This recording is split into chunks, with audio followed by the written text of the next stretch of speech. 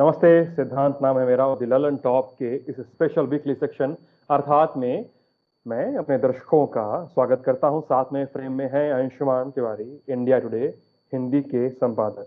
Sir बहुत शुक्रिया बात करने के लिए। अर्थात बहुत बहुत सुलभ एक एपिसोड और बहुत बहुत सुलभ चैनल बनता जा रहा है लोगों से संवाद का। गर्मी पड़ रही है, पसीना पसीना पोंछते हुए हम लोग ये एपिसोड शायद शूट करेंगे और दिल्ली में बारिश पानी भी हो रही है, लेकिन फिर भी कोई शायद रिलीफ नहीं मिल रहा है।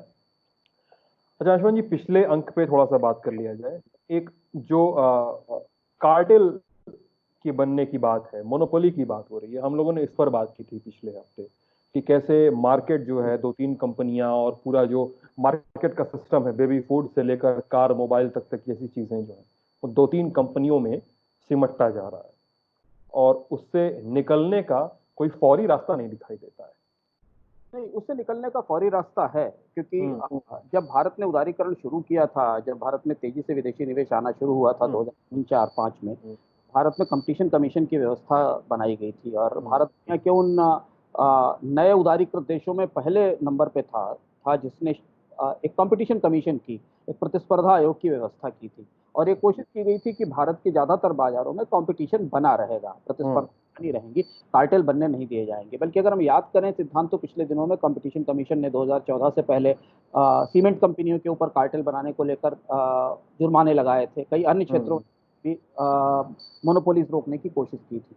तो रास्ता है, ये सरकार को निर्धारित करना होता है कि वो किसी क्षेत्र में कितनी प्रतिस्पर्धा बढ़ाना चाहती है। और अगर सरकार ये प्रतिस्पर्धा लाए, सरकार ये कोशिश करे कि हर सेक्टर में ऑपरेटर्स बढ़ेंगे, सर्विस प्रोवाइडर्स बढ़ेंगे, प्रोड्यूसर्स बढ़ेंगे, तो इसका फायदा रोजगार बढ़ने के तौर पर भी होगा, तकनीक के तौर पर भी होगा और उपभोक्ताओं को बेहतर सुविधाएं देने के तौर पर भी होगा। यहाँ ही पॉलिसी इंटरवेंशन की जरूरत होती है, यही जरूरत होती है जहाँ सरकारें प्रैग्मेटिक होकर, दूरदर्शी होकर ये फैसला करें कि उन्हें इस सेक्टर में मिनिमम 5 या 6 ऑपरेटर्स बनाकर रखने हैं, जिससे कि कोई भी ऑपरेटर अवसरों का अपहरण न कर सके। चलिए आज के अर्थात के आने के ठीक पहले इंडिया टुडे हिंदी के अंक पर बात कर लेते हैं। इंडिया टुडे हिंदी के पाठक क्या पढ़ने वाले हैं?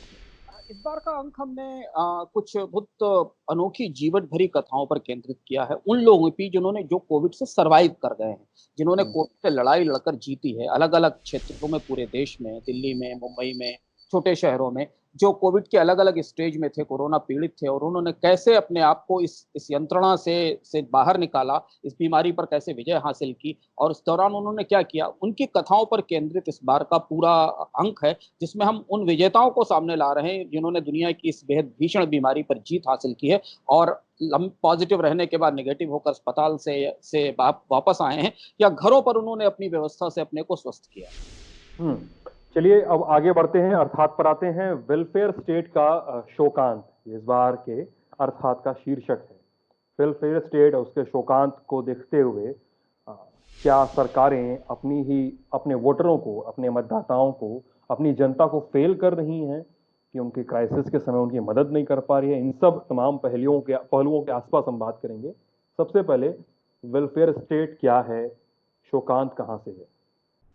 सिद्धांत, एक सवाल हम लोगों के दिमाग में सबके दिमाग में मथ रहा है इस समय, जब हमें देखते हैं, हम लगातार ये दृश्य देखते रहे कि भारत में हजारों लाखों मजदूर पैदल अपने घरों की तरफ चल पड़े, सरकारें बहुत देर से जागी, रेल पर लेकर केंद्र और राज्य सरकारें लड़ती रही, उन्हें खाना देने के लिए निजी लोग सामने आए, फिर हमें ये दिखाई दिया कि अस्पतालों से लोग वापस लौटाए जा रहे हैं, अस्पतालों के बाहर सड़कों पर लोग लेटे हुए हैं, अस्पतालों में बेड नहीं है, जगह नहीं है। जब हमें दिखाई दिया कि अचानक नौकरियां देश में खत्म होती जा रही हैं, लोग निकाले जा रहे हैं, तनख्वाहें काटी जा रही हैं और हमें इनका कोई समाधान नहीं दिखता, तो हर व्यक्ति के दिमाग में ये स्वाभाविक सा सवाल उठता है कि क्या भारत का जो कल्याणकारी राज्य है, भारत का जो वेलफेयर स्टेट है, जिसे हम अपने टैक्स से और अपनी बचत से बनाते हैं, जिसके लिए हम इतनी बड़ी बड़ी सरकारें तैयार करते हैं, पालते हैं, जिन्हें हम टैक्स देते हैं, सरकारें जो हमारे ही टैक्स से ली गई सुविधाओं पर हम ही से फीस लेती हैं और हम ही से टैक्स लेती हैं, हम जो पैसा देते हैं उसी से वो सुविधा तैयार की जाती है, फिर वही सुविधा हमको बेची जाती है और उस पर भी हम टैक्स देते हैं। और हम इतना बड़ा जो वेलफेयर स्टेट तैयार करते हैं, जो कल्याणकारी राज्य तैयार करते हैं, ये राज्य आखिर ऐसे मौके पर, जब भारत अपने आजादी के बाद के, या भारत अपने हाल फिलहाल के इतिहास के सबसे भयानक संकट में था, जहां जान भी खतरे में है, जहान भी खतरे में है, जीविका भी खतरे में है, भोजन की समस्या भी है, स्वास्थ्य की समस्या भी है, संपर्क की समस्या भी है, ऐसी परिस्थिति में क्या भारत का वेलफेयर स्टेट असफल हुआ? क्या भारत की सरकारें इतने लंबे तामझाम के बाद, इतनी बड़ी ब्यूरोक्रेसी के बाद, इतनी नौकरशाही के बाद, इतने ताकत अधिकारों और रसूख के बाद भी देश की अधिकांश जनता को इस संकट में वो नहीं दे पाई, या पर्याप्त रूप से वह नहीं दे पाई जिसकी उनको अपेक्षा थी, जिसकी उनको जरूरत थी। और यहीं पर हमारी हमारी चुनौती, जो हमारी बहस शुरू होती है, जो सवाल हमारे दिमाग में उठता है कि क्या जिस कॉन्सेप्ट पे, जिस वेलफेयर स्टेट के कॉन्सेप्ट पर दुनिया की सरकारें 1950-60 के बाद बनी, उसमें भारत भी शामिल था, उसकी ट्रेजेडी है क्या ये? क्या भारत का वेलफेयर स्टेट अपनी अपनी कोशिशों में, अपनी उम्मीदों में असफल हुआ है? इसे समझना इसलिए जरूरी है हमारे लिए कि वेलफेयर स्टेट क्या है। इसे समझना शुरुआत से इसलिए जरूरी है कि 1940-45 से लेकर 1970 के बीच में पूरी दुनिया में लोकतंत्रों ने वेलफेयर स्टेट के कॉन्सेप्ट को अडॉप्ट किया था। ये कॉन्सेप्ट ये था, और इसे भारत के संदर्भ में इस समय समझना इसलिए जरूरी है कि जो काम पहले धार्मिक संस्थाएं करती थी, चैरिटीज करती थी, चर्च करती थी, मंदिर मस्जिद करते थे, वो काम सरकार ने अपने हाथ में लिए थे। लोगों की मदद करना, उन्हें सेवा करना, उन्हें अस्पताल पहुंचाना, उनको खाना देना, उन्हें सुविधाएं देना, और इस कल्याणकारी राज्य को बनाने के लिए राज्य सरकारों, केंद्र की अलग अलग देशों की सरकारों ने टैक्सों का एक बड़ा स्ट्रक्चर तय किया था, जिसके लिए हम आपसे टैक्स लेते हैं। कि हम आपसे टैक्स लेते हैं क्योंकि हम दवा के ऊपर भारत में सबसे ज्यादा टैक्स लगाते हैं। वो टैक्स हमें वापस बाद में अच्छी चिकित्सा सुविधाओं के रूप में वापस मिलेगा, इसलिए हम दवा पर इतना टैक्स पे करते हैं। हम हॉस्पिटल सर्विसेज पर इतना टैक्स पे करते हैं क्योंकि जिन लोगों के पास हॉस्पिटल जाने की या खर्च उठाने की सुविधा नहीं है, उन्हें सरकार उस टैक्स के बदले दी जाने वाली सुविधाएं देगी। तो वेलफेयर स्टेट का कॉन्सेप्ट 1930 की मंदी जब आई, महामंदी आई, उसके बाद अमेरिका में तेजी से जोर से आया, और उसके बाद पूरे ब्रिटेन में और यूरोप में वेलफेयर स्टेट अपने आप में एक बड़ी संकल्पना के रूप में सामने आया। हर देश की अपनी सीमाएं हैं, हर देश के वेलफेयर स्टेट की परिभाषाएं अलग हैं, हर देश के वेलफेयर स्टेट में नागरिकों को मिलने वाली सुविधाएं अलग हैं। नागरिक उन सुविधाओं के बदले सरकारों को क्या टैक्स पे करते हैं, उसकी कीमत चुकाते हैं, ये भी हर जगह अलग अलग हैं। पर कुछ बुनियादी चीजें, कुछ बुनियादी सुविधाएं वेलफेयर स्टेट का हिस्सा होती हैं, और वो हिस्सा उस समय लोग सबसे ज्यादा अपेक्षा करते हैं जब वो सबसे गहरे संकट में होते हैं। जब कोई आपदा होती है, जब कोई विभीषिका होती है, जब कोई भयानक आपत्ति होती है, तब हम उम्मीद करते हैं कि क्या हमारा निजाम, क्या हमारी सरकार, क्या हमारा स्टेट, क्या हमारा राज्य, मैं इसमें केंद्र और राज्य की बात नहीं कर रहा हूं, एक समग्र वेलफेयर स्टेट केंद्र में भी मौजूद है और राज्य में भी मौजूद है। हाँ, राजनीतिक दलों की जो परिभाषा है और उनकी विभाजक रेखा, उसको तोड़कर एक संवैधानिक व्यवस्था है जिसके बारे में हमारा संविधान भी चर्चा करता है। वो वेलफेयर स्टेट क्या इस चरम संक्रमण के समय, जब आज हम चरम संक्रमण पर बैठे हुए हैं, हम दुनिया के टॉप देशों में पहुंच गए हैं संक्रमण में एक एक दिन में 10-10, 12-12 हजार मरीज आ रहे हैं, अस्पताल चरमरा रहे हैं, लोगों के पास रोजगार नहीं है, नौकरियां नहीं है, तो क्या हमारा वेलफेयर स्टेट सरवाइव नहीं कर पाया? हमारी उम्मीदों पर खरा नहीं उतरा? क्या हम इतना सारा टैक्स, इतनी सारी नौकरशाही जो अपनी पीठ पर लाद कर घूमते हैं, वो हमारी मदद के लिए कहां तक आ सकी? एक सवाल ये हमारे दिमाग में इस वक्त जब हम चारों तरफ परिस्थितियां देखते हैं तो होता है, और इसे गहराई से समझने की जरूरत है आर्थिक और नीतिगत संदर्भों में। और इसके साथ एक सवाल और सिद्धांत हमारे दिमाग में उठता है कि क्या इस वेलफेयर स्टेट की तुलना में जो निजी क्षेत्र था, जहां जहां निजी क्षेत्र को जो भूमिका इस पूरे संक्रमण के दौरान दी गई थी, क्या उसने ज्यादा बेहतर परफॉर्म किया? उसने क्या बेहतर ढंग से महामारी के मारों की, पीड़ितों की मदद की? क्या उसने, बाजार ने अपनी जिम्मेदारी ज्यादा जिम्मेदारी से निभाई और सरकार ने अपनी जिम्मेदारी निभाने में चूक की? ये सवाल सेक्टर की तुलना में, हाँ, सरकार का मतलब पूरा वेलफेयर स्टेट और पूरे ये सवाल हमारे दिमाग को इस समय मथता है जब हम आज इस भयानक मंदी में, महामंदी के बीच करीब खड़े हुए हैं। कोरोना का संक्रमण चरम पर है, अस्पतालों में जगह नहीं बची है, सरकारें तय नहीं कर पा रही हैं कि उन्हें खोलना चाहिए या बंद करना चाहिए। ये संक्रमण कहाँ जाकर, कंफ्यूजन का समय है। अब इसे हम थोड़ा करीब से देखने की कोशिश करते हैं, सिद्धांत, इसे समझने की कोशिश करते हैं कि क्या, कौन सी वो चीजें थी, कौन सी वो 4 या 5 चीजें थी जिनकी सरकार से या वेलफेयर स्टेट से इस संकट के दौरान सबसे ज्यादा अपेक्षा थी। मतलब जहां पे सरकार को ज्यादा काम करना चाहिए था, जहां पे ये आशा लगाई जा रही थी कि सरकार हमारा हाथ थामेगी, क्योंकि हम हजारों, असंख्य, कम से कम अगर आप केंद्र और राज्य सरकारों को मिला लिया जाए तो 15,000, 16,000 से ज्यादा स्कीमें हैं, बड़े बड़े बजट हैं, ह्यूज सब्सिडीज हैं। केवल फूड के ऊपर 1,16,000 करोड़ की सब्सिडी है, बड़ी बड़ी स्कीमें हैं, ह्यूज सब्सिडीज हैं, ह्यूज पैसा है बजट में। और इस चरम संक्रमण की स्थिति में, इस क्राइसिस की स्थिति में हमें सरकार से केवल 4 अपेक्षाएं थी, हर व्यक्ति को वो किसी भी स्तर का हो, ये निर्भर करता है कि सरकार से किसकी अपेक्षाएं कितनी हो सकती हैं, उसके अपने जीवन स्तर पर, उसकी आय पर, उसकी कमाई पर, उसकी सुविधाओं पर निर्भर करता है। पर 4 अपेक्षाएं थी और हमें लगता है कि हम पूरी बहस को अगर निकाल कर इन 4 चीजों पर केंद्रित करें और समझने की कोशिश करें कि क्या हमारा वेलफेयर स्टेट और हमारा बाजार, इन दोनों ने, या निजी सुविधाओं ने और सरकारी सुविधाओं ने, इस चरम संक्रमण की स्थिति में, चरम संकट की स्थिति में हमें कितना मदद किया, क्या हम उसकी एक रेटिंग कर सकते हैं। और इसे शुरुआत करते हैं स्वास्थ्य से।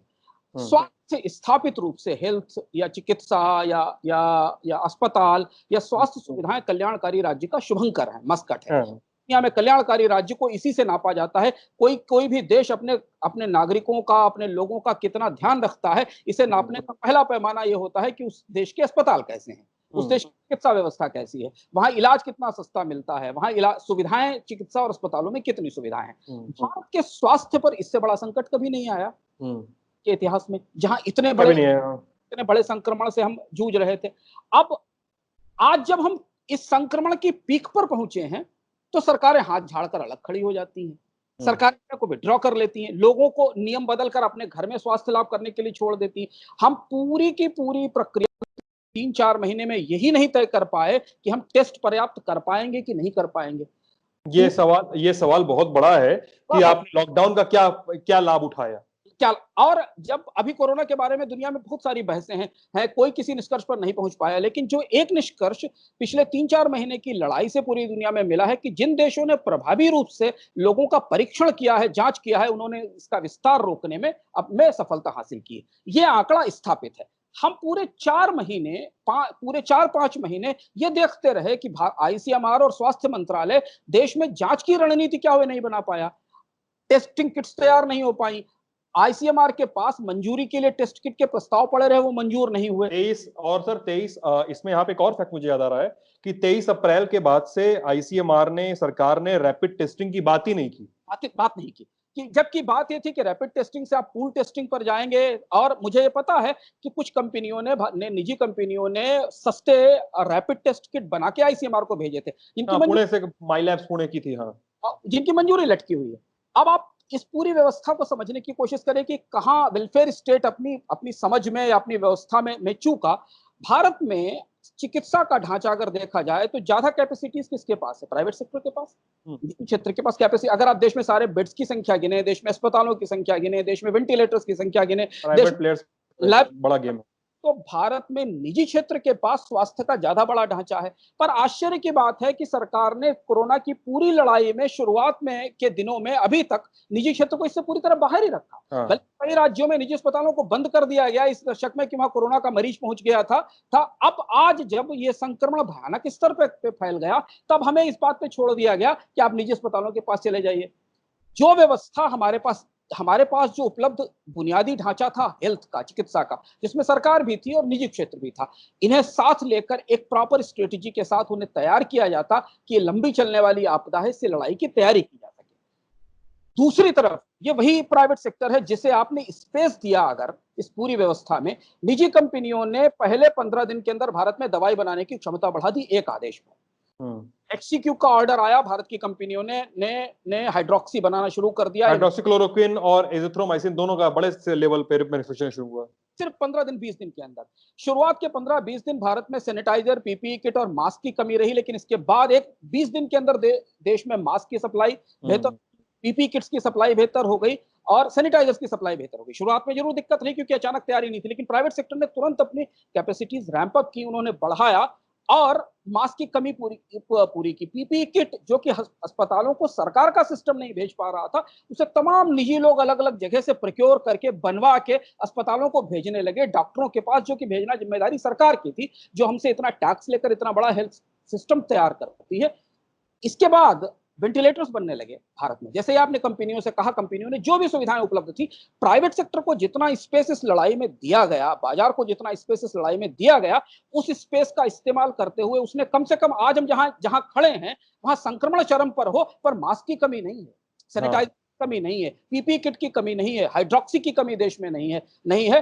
कमी किस चीज की है? कमी है उस बुनियादी ढांचे की, उस इंफ्रास्ट्रक्चर की, जिसे सरकार सही ढंग से इस्तेमाल नहीं कर पाई। दूसरी तरफ सरकार पूरे 4 महीने तक पाबंदी लगाओ, पाबंदी खोलो, पाबंदी लगाओ, पाबंदी खोलो, ये सारे नियम लिखने में लगी रही। हमारा पूरा हेल्थ सिस्टम मिलके हमको संक्रमण बचाने की जांच की सुविधाएं क्यों नहीं दे सका? ये वेलफेयर स्टेट की बड़ी रिस्पॉन्सिबिलिटी थी। और आज हर व्यक्ति आशंकित है, सशंकित है। आज लॉकडाउन खुला है, लोग सड़क पर निकल रहे हैं, आपको पता नहीं कि कौन सा दूसरा व्यक्ति संक्रमित है, आपको ये भी पता नहीं कि अस्पताल जाकर आप इलाज करा पाओगे कि नहीं करा पाओगे, अस्पतालों में जगह है कि नहीं जगह। तो ये पहला सवाल था। जो पहली अपेक्षा थी कल्याणकारी राज्य से, जो दुनिया के हर देश में, किसी भी लोकतांत्रिक देश में, या इवन लोकतांत्रिक देश ना भी हो सिद्धांत, वहां भी चिकित्सा सुविधा मिलना, स्वास्थ्य मिलना, सेहत मिलना की सुविधा मिलना वेलफेयर स्टेट की जिम्मेदारी भी है और लोगों की अपेक्षा भी है। और लोग इसके लिए बड़े पैमाने पर अपनी बचत, अपना खर्च काटकर सरकार को टैक्स देते हैं, पहली चीज। दूसरा सवाल जो इस परिस्थिति में आया, जो सामान्य रूप से नहीं होता है, ऐसी आपदाओं में आता है, वो भोजन था। वो भोजन था। ये बात हमें माननी पड़ेगी कि भारत में अगर कोविड के दौरान भूखमरी नहीं आई तो इसकी वजह वो हजारों निजी लोग हैं, लाखों निजी लोग हैं, जो पिछले 3 महीने से अविचल अन्न क्षेत्र चला रहे हैं, लगातार अपने खर्चों से, अपनी व्यवस्था से खाना बांट रहे हैं चारों तरफ, जगह जगह। सरकार आप मतलब आप इसमें उदाहरण के तौर पे देख लीजिए, सरकार एफसीआई के गोदामों का हाल दिखाया जा रहा था टीवी पे, और वहीं पे पिछले साल तक मंदी की शिकायत कर रही पार्ले जी बताती है कि हमने ज्यादा लोगों को बिस्कुट खिलाया है लॉकडाउन के समय। पार्ले जी के बिस्कुट किसने बंटवाए? पार्ले जी के बिस्कुट निजी लोगों ने बंटवाए।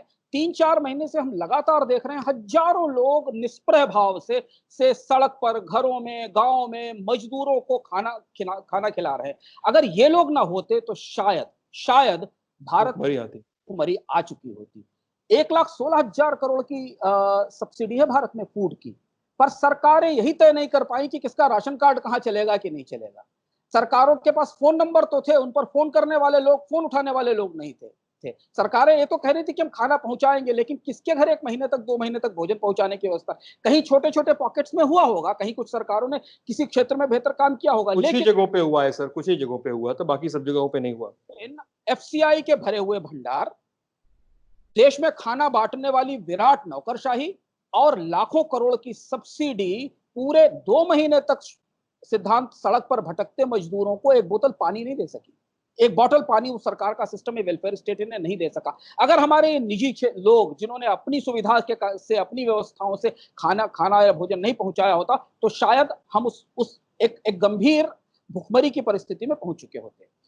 ये दूसरी अपेक्षा थी इस समय। अब तीसरी अपेक्षा पर आते हैं, वेलफेयर स्टेट से, जो काम मैं शोकांत इसको क्यों कहता हूं, या वेलफेयर स्टेट की ट्रेजेडी क्यों कहता हूं। सर एक सेकंड, तीसरी समस्या पे बढ़ने वाले मेरा एक सवाल पहली वाली समस्या पे, जो हॉस्पिटल और निजी हेल्थ सेक्टर की बात हो रही है, वहां पे आ रहा है कि जैसे हम मास्क की बात कर रहे हैं, तो अभी समझ में आ रहा है कि मास्क के जो दाम हैं वो आपके 250% बढ़ चुके हैं N95 मास्क के, और सरकार कैप नहीं लगा रही है। कल ही बॉम्बे हाई कोर्ट ने कहा है सरकार को कि आप कैपिंग के लिए कोई व्यवस्था कीजिए, एनपीपीए को कहा है।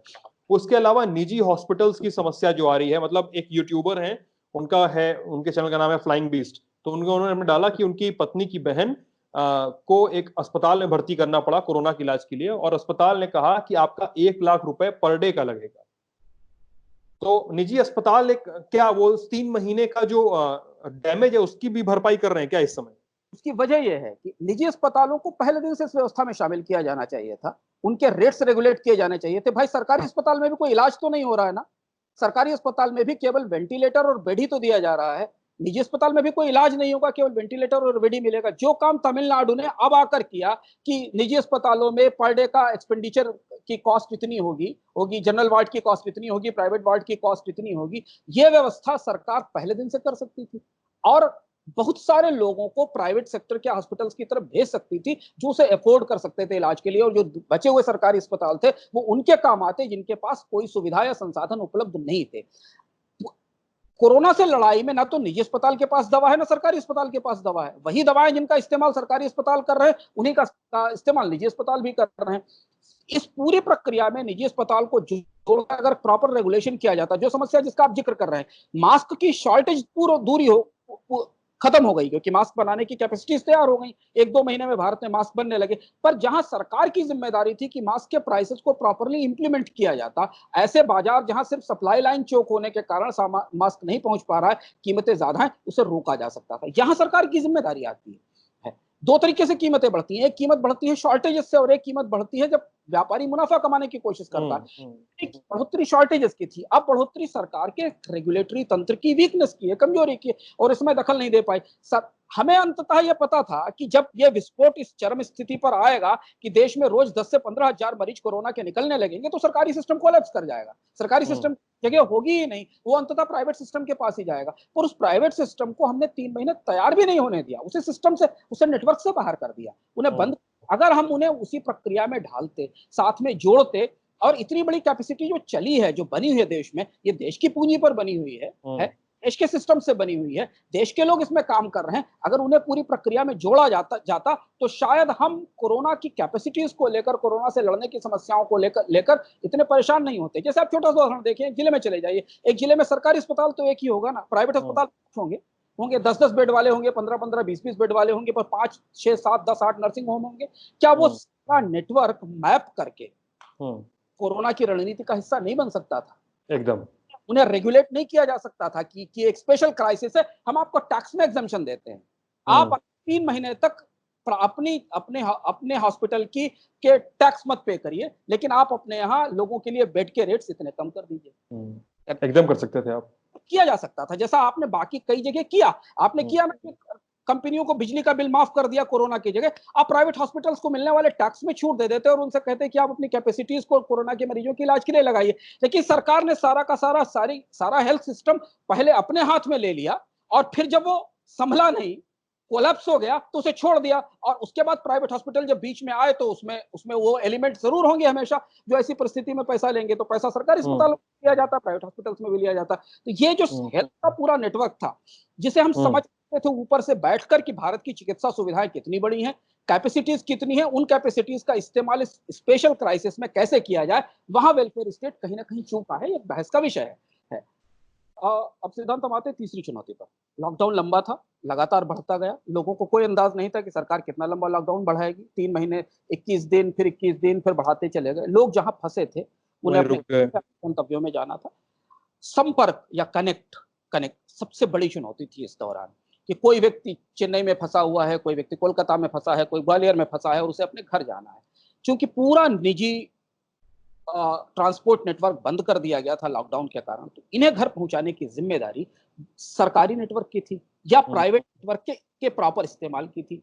वो रेलवे, जिसे हम इतनी भारी सब्सिडी पर पालते हैं, इस अक्षम बेहमोत को, भारत के सबसे बड़े ट्रांसपोर्टर को, जिसकी इफिशिएंसी लेवल दुनिया में सबसे खराब है, उसे हम इतनी सब्सिडी किस पे नाम पर देते हैं? सामाजिक सुरक्षा के नाम पर ना, इसी नाम पर तो हम उसे सब्सिडी देते हैं। रेलवे को इसी नाम पर तो पाला जाता है कि वो गरीबों के काम आती है। साहब एमएसटी का पैसा नहीं बढ़ाएंगे, जनरल टिकट का पैसा नहीं बढ़ाएंगे। हम घाटे वाले रूट्स पे भी रेलवे इसलिए चलाते हैं कि सोशल रिस्पॉन्सिबिलिटी है। रेलवे हमारा सोशल रिस्पॉन्सिबिलिटी ट्रांसपोर्टर है। आज जब जिस सोशल रिस्पॉन्सिबिलिटी की सबसे ज्यादा जरूरत थी रेलवे की, तो वो रेलवे राज्यों के साथ किराए पर लड़ रही थी कि मरीजों को, कि जो मजदूर है उनको ले जाने के लिए कितना किराया पे किया जाएगा, और सोर्स राज्य देगा कि डेस्टिनेशन राज्य देगा, इस पर लड़ाई हो रही थी।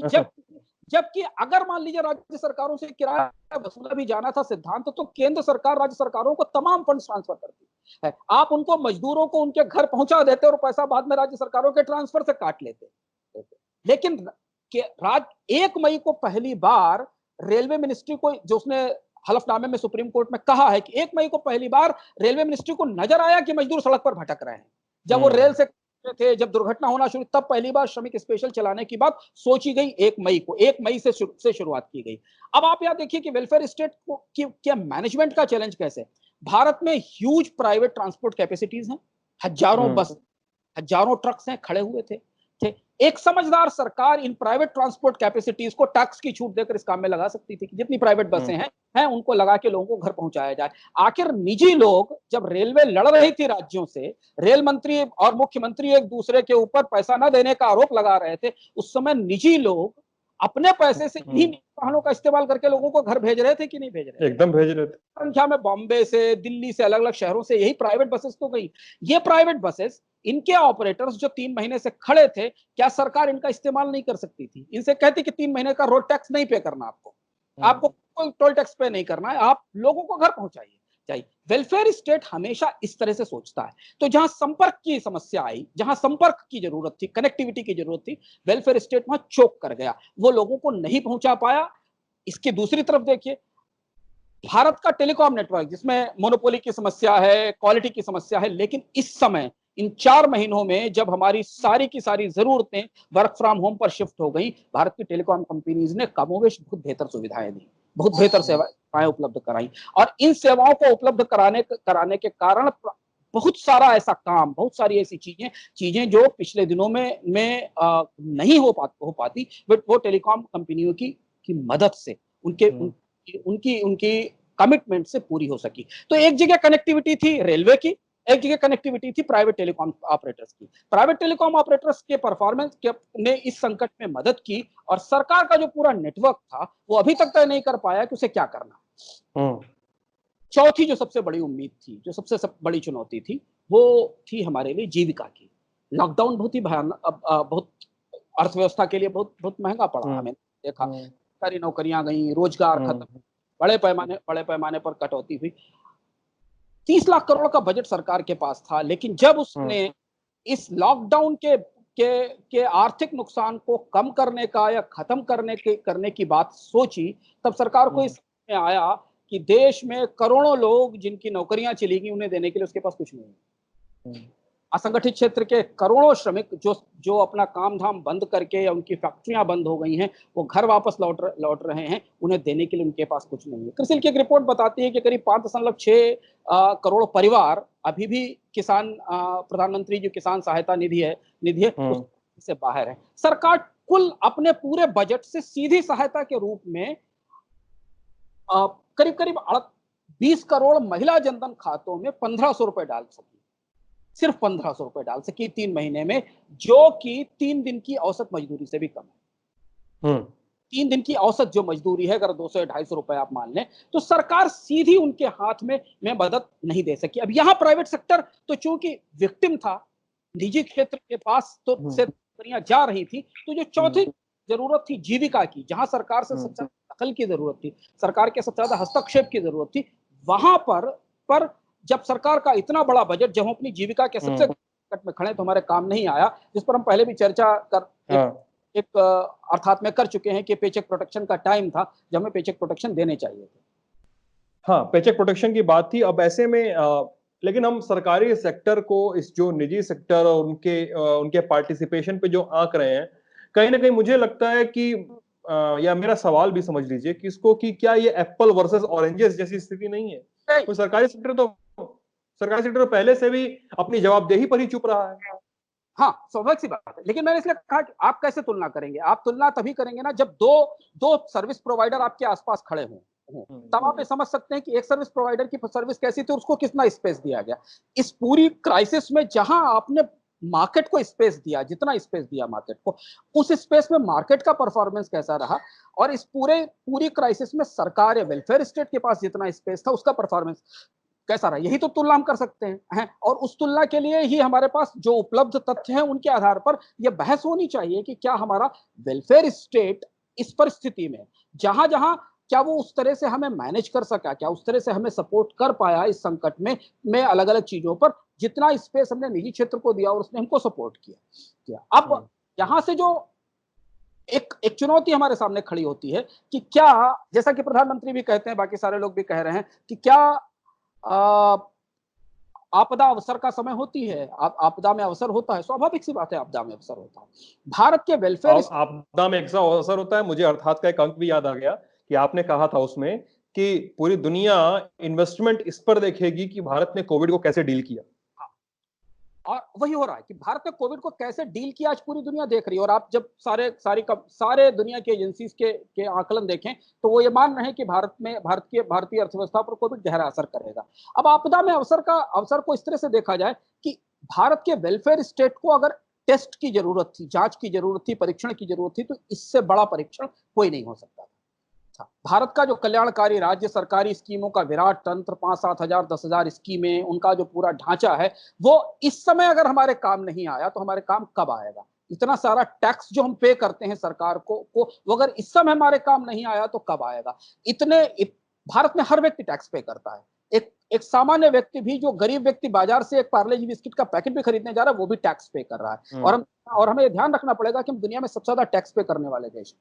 हमारे यहाँ क्या अन्य देशों की तुलना में सबसे ज्यादा टैक्स लगता है, और परोक्ष रूप से प्रत्यक्ष रूप से कई तरीके के टैक्सेस हैं जो हम सरकारों को सिर्फ इसलिए पे करते हैं क्योंकि वो हमारे संकट के समय हमारे पीछे खड़े रहें, हमारे साथ खड़ी रहें, हमें ढाल दें, हमें मदद करें। तो हमारे लिए ये चांस है, मौका है सरकार के पास कि वो सोचे कि भारत के वेलफेयर स्टेट को पुनर्गठन कैसे किया जाए, उसकी रिस्ट्रक्चरिंग कैसे की जाए, उसे बदला कैसे जाए। एक तथ्य यहाँ महत्वपूर्ण है जो जानना जरूरी है कि पिछले 2 सालों में भारत के 6 प्रमुख राज्यों में आंध्र, उड़ीसा, तेलंगाना, हरियाणा, बंगाल और झारखंड ने नगद हस्तांतरण की स्कीमों को बड़े पैमाने पर अपनाया है। और साइलेंट चेंज नीचे शुरू हुआ है जिसमें 400 करोड़ रुपए से लेकर 9,000 करोड़ रुपए तक खर्च किए जा रहे हैं। यानी कि राज्य सरकारें कहीं ना कहीं ये बात महसूस कर रही हैं कि वो जो सर्विस प्रोवाइडर का रोल प्ले करती हैं, चाहे वो रेलवे के तौर पर करती हो, चाहे वो अस्पताल के तौर पर करती हो, चाहे वो खाना पहुंचाने के तौर पर करती हो, पर वो रोल कभी काम आते नहीं है। संकट के समय लोगों के पास उनकी डिलीवरेंस नहीं होती है। इससे बेहतर है कि अगर आप उनके हाथ में पैसा दे दें, उन्हें सीधे दे दें और एक रेगुलेटेड, एक प्रॉपर ट्रांसपेरेंट बाजार तैयार कर दें, तो शायद लोगों को ज्यादा मदद मिल सकती है। ये कॉन्सेप्ट, डायरेक्ट बेनिफिट के कॉन्सेप्ट या यूनिवर्सल बेसिक इनकम के कॉन्सेप्ट सिर्फ इसलिए दुनिया में आजमाए जा रहे हैं क्योंकि वेलफेयर स्टेट एक सीमा के बाद कोलैप्स कर जाता है, चोक कर जाता है। और आज हमने देखा कि सरकार हमें सैनिटाइजर नहीं दे सकी, सरकार हमें मास्क नहीं दे सकी, सरकार हमें टेस्टिंग नहीं दे सकी, सरकार हमें अस्पताल नहीं दे सकी, सरकार हमें खाना नहीं दे सकी। कम से कम अधिकांश लोगों को वो सुविधाएं जो इस संकट में उपलब्ध थी वो सरकार के जरिए नहीं मिली। टैक्स हमने दिए बराबर। तो अब हमें ये पूछना होगा कि क्या जिस वेलफेयर स्टेट, खुद से होगा, सरकारें आजकल जवाब देने में बहुत इंटरेस्टेड नहीं, जिस वेलफेयर स्टेट से हमें मदद की उम्मीद थी, क्या वो इस 4 महीने के दौरान पुलिस स्टेट में बदल गया? हाँ। क्या जिस वेलफेयर स्टेट को हमारी मदद के लिए हमारे आगे आना चाहिए था, वो उसने पूरे इस लॉकडाउन के पीरियड में केंद्र और राज्य सरकारों ने कुल मिलाकर 4,890 आदेश जारी किए, लगभग 5,000 आदेश अलग अलग राज्यों ने जारी किए। और हमें जीविका, स्वास्थ्य, भोजन मिले, इसके बजाय हमें यह बताया गया कि ये नहीं करना है, यहां नहीं जाना है, यहां इतनी पाबंदियां रहेंगी, ये ऐसी चीजें होंगी। एक नए किस्म का लाइसेंस परमिट रहा, ये लाल पास, ये पीला पास, ये नीला पास, ये हरा पास, इस ऑनलाइन पास, ये ऑफलाइन पास। इस सारी व्यवस्था में जिस हम वेलफेयर स्टेट की कल्पना कर रहे थे, क्या वो हमारे लिए पुलिस स्टेट बन गया? हमें ध्यान रखना जरूरी है प्रश्न के तौर पर, विचार के तौर पर, क्योंकि देश अब कोरोना के संक्रमण के पीक पर खड़ा हुआ है और ये सवाल हमें आने वाले समय में और ज्यादा परेशान करेंगे जैसे जैसे संक्रमण बढ़ता जाएगा कि हमारे अस्पताल क्यों नहीं काम कर रहे, हमारी नौकरियां क्यों नहीं बच रही हैं। हमें ध्यान रखना जरूरी है कि लोकतंत्र में लोग भारी भरकम सरकारों को अपने कंधे पर इसलिए ढोते हैं, इतना टैक्स पे करते हैं, इतनी बड़ी नौकरशाही को अपनी पीठ पर इसलिए लादते हैं, इतना वीआईपीवाद, इतना वीआईपीज्म, इतने नौकरशाहों, इतने नेताओं के वीआईपी टेंट्रम्स को, उनके वीआईपी स्वरूप को कि उनके लिए अलग लाइन होगी, उनके लिए अलग लेन होगी, उनके लिए अलग व्यवस्था होगी, ये सिर्फ इसलिए बर्दाश्त करते हैं क्योंकि इसके पीछे उन्हें एक वेलफेयर स्टेट खड़ा दिखाई देता है। हाँ। कल्याणकारी राज्य खड़ा दिखाई देता है। वो लगता है सरकारें हाथ बढ़ाएंगी आगे, के पीछे उन्हें एक ऐसी सरकार खड़ी दिखाई देती है जो संकट के समय, जो समस्या के समय उनके साथ खड़ी होगी, उनके माथे पर हाथ रखेगी, उनके कंधे पर हाथ रखेगी और दोस्ती के साथ उनकी समस्या का समाधान करेगी। नहीं तो अधिकांश लोग भारत में, भारतीय अर्थव्यवस्था में खर्च के लिए, रोजगार के लिए तो सरकार पर निर्भर है ही नहीं। असंगठित क्षेत्र 90%, 80% लोग छोटे व्यापारों में काम करते हैं, अपने पैसा अपना कमाते हैं, सरकारें उनको वेतन नहीं देती, सरकारें उनको कोई सुविधाएं नहीं देती। तो वो थॉमस जेफरसन की एक बात याद आती है, वो कहते थे कि अगर सरकारें अच्छी नहीं हो तो हमारा ताजा इतिहास सिर्फ हमको यही बताता है कि कौन सरकार कितनी अच्छी थी, कौन सी सरकार ने कितना अच्छा किया हमारे ताजे इतिहास में। तो हम खड़े ना सिद्धांत, वहां ये जरूरी है कि देश के लोग, देश के में टैक्स पेयर्स, खासतौर पर टैक्स पे करने वाले लोग, जो सारे लोग हैं, पूरा देश है टैक्स पेयर्स, वो ये सोचें, विचार करें कि भारत के वेलफेयर स्टेट को कैसे बदला जाए, कैसे इसे हमारी जरूरतों के मुताबिक ढाला जाए। क्योंकि अगर ये इस तरीके के संकट आने वाले समय में आए और हम चोक कर गए तो फिर हमारे लिए सरकार और लोगों के बीच में जो विश्वास का रिश्ता है वो गड़बड़ाएगा, वो उसको क्षति। यानी मिला जुलाकर सरकारों से अपेक्षा की जाती है कि वो जिस समय इस क्राइसिस के टाइम पर जब हम सब कुछ झेलने, सब कुछ साधने और सब कुछ बचाने के लिए जुटे हुए हैं, तो कुछ जो बड़े प्लेयर्स हैं जिन्होंने एक अघोषित रूप से काम किया इस पूरे आपदा काल को अगर देखें कि निजी प्लेयर्स ने काम किया और गैर सरकारी लोगों ने काम किया, तो उनको कहीं छोड़ न दें ताकि उनके रिवाइवल और फिर उनसे जुड़ा हुआ जो पूरे समाज का रिवाइवल है वो कहीं ना कहीं चुकता रहे। इसको बचाना चाहिए सरकारों को। हाँ, इसको भी बचाना चाहिए और एक एक पारदर्शी सिस्टम क्रिएट करना चाहिए। सरकार को अपनी सीमाएं समझते हुए कुछ सर्विसेज का एक नया स्ट्रक्चर तैयार करना चाहिए, जहां लोगों को थोड़ी फीस पर, बेहतर फीस पर, थोड़ी फीस पर बड़ी सुविधाएं उपलब्ध कराई जा सके। और वो सरकार नहीं दे सकती, सरकार की अपनी सीमाएं हैं, सरकार को उसमें में बाजार की मदद लेनी ही पड़ेगी, उसमें पार्टिसिपेट कराना ही पड़ेगा। लेकिन ऐसी परिस्थितियां हमें सिखाती हैं कि सरकारों की अपनी सीमाएं क्या है और कैसे एक अच्छे लोकतंत्र में, एक अच्छे मुक्त बाजार में वेलफेयर स्टेट एक अच्छे प्रॉपर ट्रांसपेरेंट मार्केट के साथ बेहतर ढंग से ग्रो कर सकता है। ये नसीहत हमें इस कोरोना के इस पूरे काल से मिलती है। भारत की कल्याणकारी राज्य ने, भारत की सरकारी स्कीमों ने, भारत के चिकित्सा तंत्र ने, भारत की गरीब कल्याण योजनाओं ने ऐसी चुनौती पहले कभी नहीं देखी थी, ऐसी परिस्थिति कभी देखी थी। जिन गरीब कल्याण योजनाओं की हम बात करते हैं, उनके जो लाभार्थी थे वो तो सड़क पे लाठी खा रहे थे, वो तो ट्रेनों में कट रहे थे,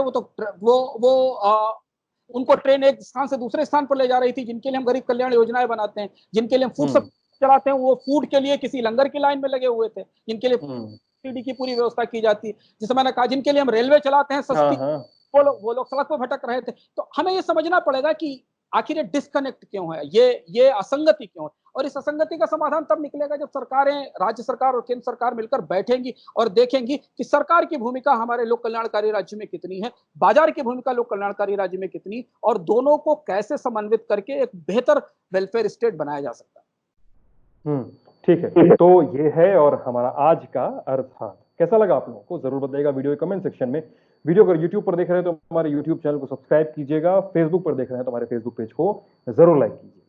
हमारा ऐप है गूगल के प्ले स्टोर पे, दी लल्लन टॉप ऐप डाउनलोड कर लीजिए। सारे वीडियो, किस्से, कहानियां, खबरें, सब कुछ सबसे पहले ऐप से आप तक पहुंच जाएगा। फ्रेम में साथ में है अंशुमान तिवारी, आप देख रहे थे लल्लनटॉप.com। शुक्रिया।